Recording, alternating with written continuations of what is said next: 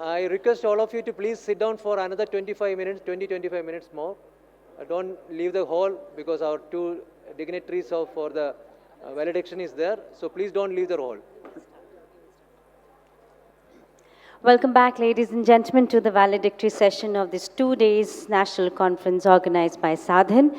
We now move to the valedictory session, and I request you all to kindly be seated. We'll take exactly a moment to start this.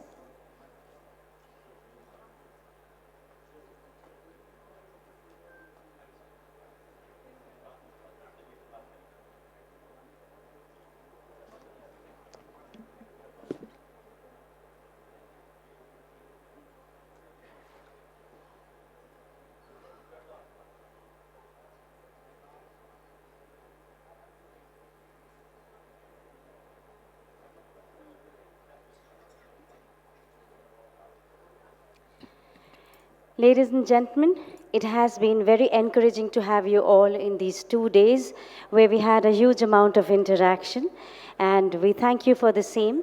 And we now request you to kindly join us for this valedictory session of this 2 days National Conference on Inclusive Growth 2024. Please put your hands together as I invite on stage our speakers of the session, DMD NABARD, Dr. A.K. Sood. May I invite Dr. A.K. Sood on to the stage. May I also invite on stage Mr. Sudatta Mandal, DMD SIDBI. Very warm welcome, sir.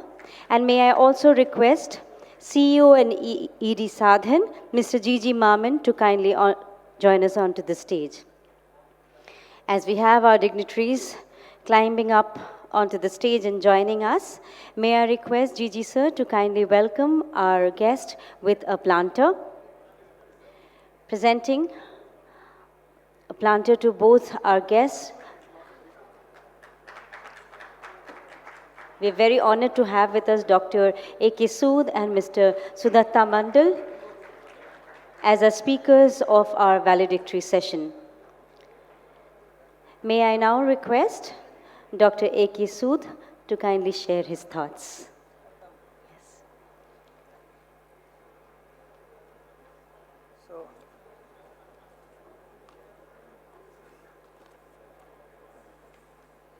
Good afternoon, everyone present here. I know that the last 2 days we have covered almost every facet of microfinance in the country. And I take this opportunity to congratulate Sa-Dhan for organizing such events which provide a platform for bringing all stakeholders together, having insights from each and everyone, discussing each aspect threadbare, and coming out with a lot of suggestions, interventions, practical insights. We know that microfinance is not about just finance and credit, but it's much more than that. It's about financial inclusion. It's about covering the uncovered. It's about providing opportunities for people to do their livelihoods. So therefore, it plays a very, very important role in the economic empowerment of the people. We are also aware of the challenges that this sector is facing, whether it is in terms of sustainability or it is in terms of customer connect, it is in terms of over-indebtedness of the people, which we have seen during last couple of days, some regulatory action as well. So we are aware of the challenges, but then because this microfinance sector is so important for the economy that we have to find out ways and means to come over these challenges. We are aware that if we see the global trends, there is a shift towards sustainability and impact. But as far as our country is concerned, we see that this focus is a little bit lacking. So we need to move towards this one. We also need to address the concerns of over-indebtedness by certain interventions. I would like to flag certain issues and certain initiatives which we need to take on for addressing the concerns of the. There are certain interventions which I think which are must for the industry. Number one is that the micro-equity funding requirement, particularly of the smaller MFIs, which is the need of the hour. So this is required to be done. Maybe many players in the sector, including NABARD, SIDBI, they'll have to take care of this. Then we also need some grant-based refinance support, particularly targeting the credit-starved aspirational districts, small and marginal entrepreneurs, which will offer incremental cost offsetting through grant-based refinance programs. Then MFI in a box. A scalable digital model providing MFIs with advanced digital tools, regulatory compliance toolkits, and technical consultancy to reduce operational cost. This is something which can help the industry, particularly the smaller MFIs. Then there is also a need for MFI accelerator program, which should focus on helping MFIs to improve on financial and non-financial parameters through mentorship and scoring systems. There is also a requirement for establishing a fund to provide liquidity and credit guarantees to MFIs in the events of floods, droughts, or any such natural disasters. So summing up, I would say that the strategic direction that this sector should take is expanding its support to medium and smaller MFIs particularly, innovating new underwriting and credit scoring models, especially for underserved sections, partnering with technology providers to develop data-driven credit models for improved loan accessibility. That is very, very fundamental. Strengthening the resilience of MFIs is another area to economic downturns and unforeseen events by offering dedicated liquidity and risk mitigation support. So I think these are some of the interventions which the sector requires, which the ecosystem has to have, and the players which are present in the ecosystem, they all should work together. And let me assure you that NABARD on its own is also working on some of these issues, particularly addressing the concerns of the smaller MFIs in both financial and non-financial areas.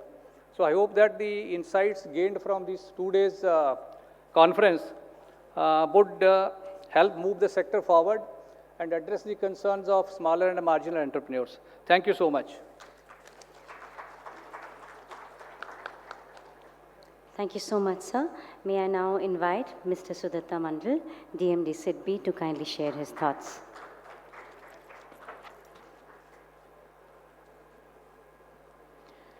Wish you a very good afternoon, ladies and gentlemen. When Gigi requested me to speak at the valedictory session, I was a bit apprehensive after having said yes to him.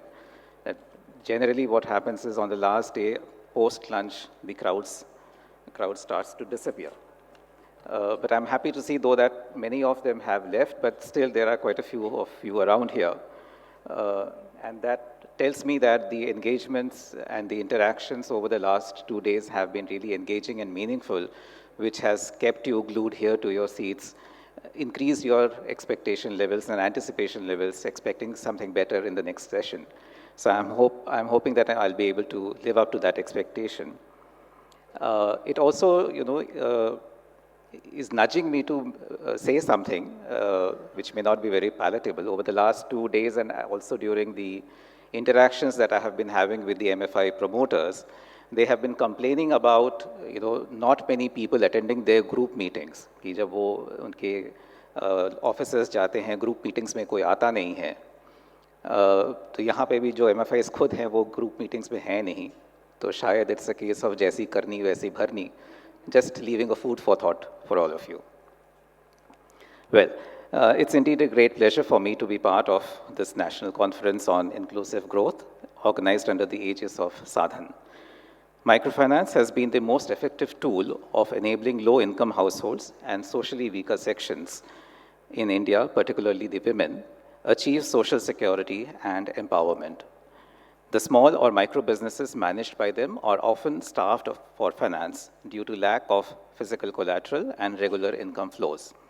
Most formal financial institutions perceive them as high risk and high cost borrowers because of the small loan size and high distribution cost involved. The microfinance industry has broken these barriers, serving the unserved and underserved. The industry has grown leaps and bounds in the last few years in its reach as well as the size of business. The number of unique borrowers has nearly quadrupled in the last decade, and currently the client base stands at 8.7 crore. In value terms, outstanding loan portfolios have increased more than 10 times to over 4.3 lakh crore in the past 1 decade. SIDBI has undertaken several microfinance initiatives to support small businesses and foster financial inclusion, from implementing the Poorest State Inclusive Growth or PSIG program during 2012 to 2020, and then taking the legacy forward by launching the Swawalamban Resource Facility or SRF to providing support to MFIs on lending, capacity building grants, as also extending first loss default guarantee. SIDBI, through its various interventions, has enhanced the corporate governance and operational efficiencies of the MFIs, enabling smooth flow of adequate credit to the sector. The cumulative assistance provided by SIDBI under all MFI initiatives up to March 31, 2024, aggregated rupees 33,443 crore, benefiting approximately 5.15 crore entrepreneurs, mostly women. The net outstanding microfinance portfolio of SIDBI stood at 9,022 crore as on 31st of March 2024. Besides, SIDBI has also been supporting banks, microfinance institutions, NBFCs, and other lending institutions through refinance assistance for lending to micro, small entities and businesses engaged in manufacturing, trading, and services through its subsidiary Mudra. SIDBI also runs a scheme called Prayas for providing direct credit to micro entrepreneurs enterprises under the partnership arrangement with the MFIs and other partner institutions. The scheme provides doorstep credit assistance with the help of partner institutions who assist SIDBI in the credit process, including collection of application information, digital documentation, post-disbursement loan monitoring, and collection, etc. During the deliberations and also in the previous session, people were talking about the viability of the GHG model going forward. And there was a comment made that at the entry level where the ticket sizes are low, the GHG model is still going to be, the JLG model is still going to be relevant for a long time to come. It is only when the requirements and the aspirations move beyond a particular threshold where you would prefer to take the loan in your individual capacity, that is where the JLG model does not really work, or it is seen to be a bit ineffective.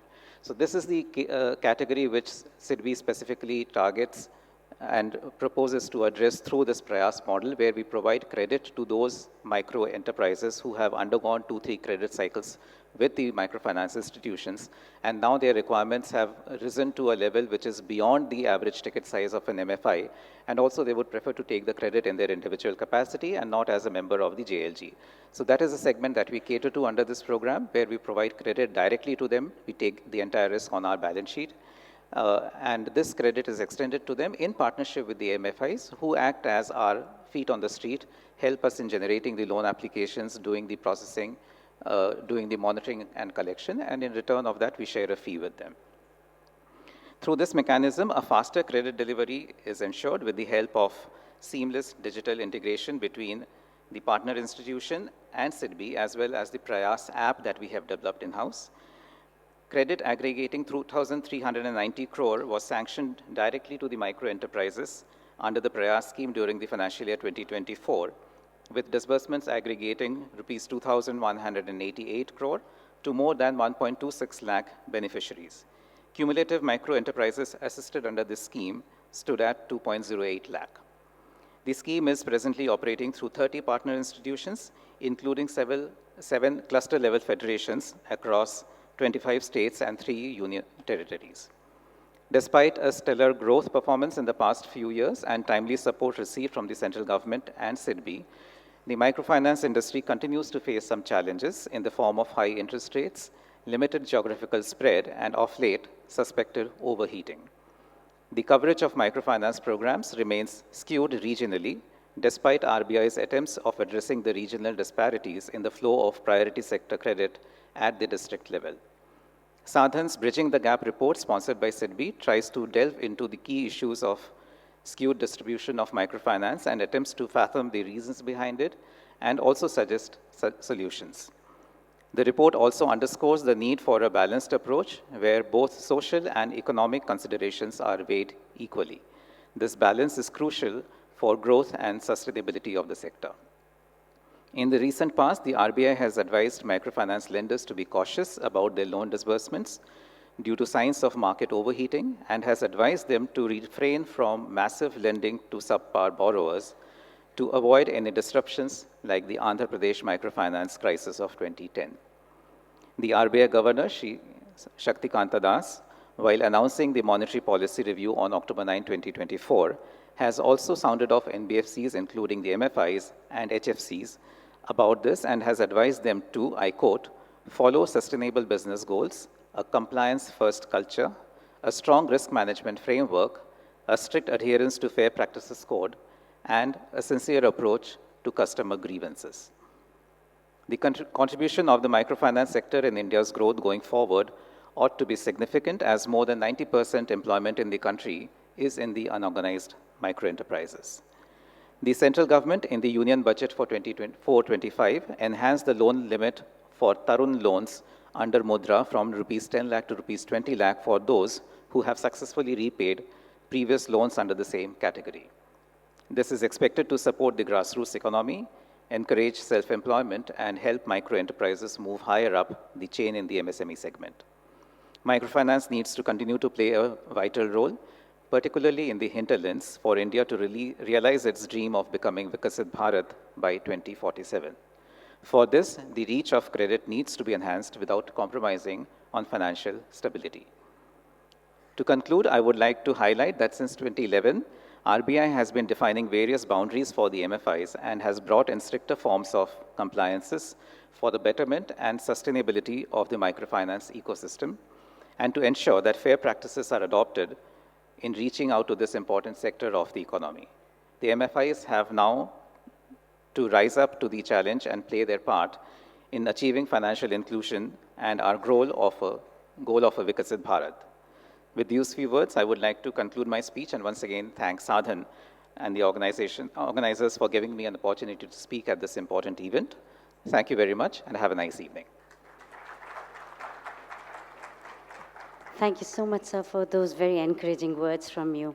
May I now request Gigi Maman, sir, to kindly present a memento and thank our speakers of the valedictory session. Presenting a memento to Dr. A.K. Sood. Thank you so much, sir, for sharing your thoughts with us.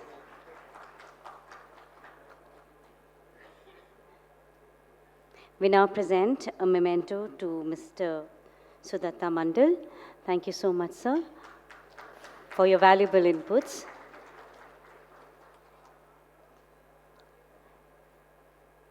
May I request you, sir, to kindly step forward for a group photograph, please. With that, ladies and gentlemen, we conclude our valedictory session.